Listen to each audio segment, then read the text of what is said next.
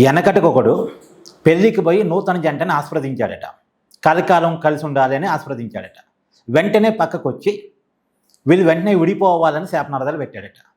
ఆ పక్కనే ఉన్న ఆయన అడిగాడట, అటువైపు వెళ్ళేమో కలిసి ఉండాలని ఆస్వాదించావు, ఇటు పక్క వచ్చేమో విడిపోవాలని శాపనార్థాలు పెడుతున్నావు, అసలు ఏంటి నీ ఉద్దేశం అని అడిగాడట.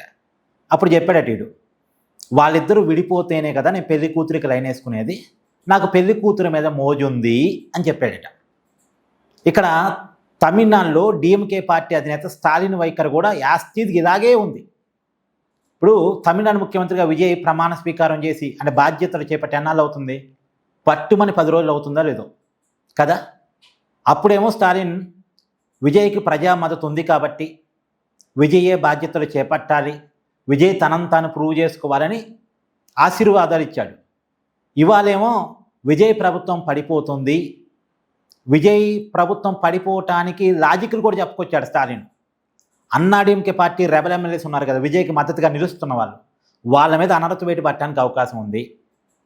2, ఆల్రెడీ విజయ్కి మద్దతు ఇస్తున్న పార్టీలన్నీ డిఎంకే ఫ్రెండ్సే. కమ్యూనిస్ట్ పార్టీలు కావచ్చు, వీసీకే పార్టీ కావచ్చు, ఐయుఎంఎల్ కావచ్చు, ఇవన్నీ కూడా డిఎంకే కూటమిలో పార్టీలే.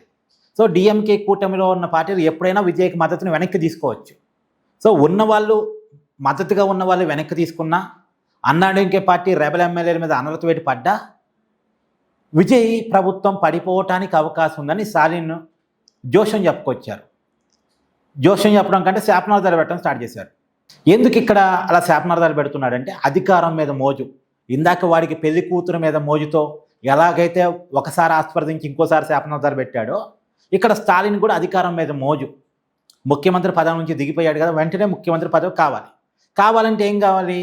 ఇప్పుడు అధికారంలో ఉన్నటువంటి విజయ ప్రభుత్వం పడిపోవాలి. ఆ పడిపోతే ఎన్నికలు వస్తే మళ్ళా డిఎంకే గెలిచిద్దేమన్నటువంటి ఒక ఆశ. అది కూడా ఆశే, నిజమైతో లేదో తెలీదు. మళ్ళా విజయ్కే పట్టం కడతారేమో ప్రజలు, లేదు స్టాలిన్కి కొడతారేమో తెలీదు, ఒక ఆశ.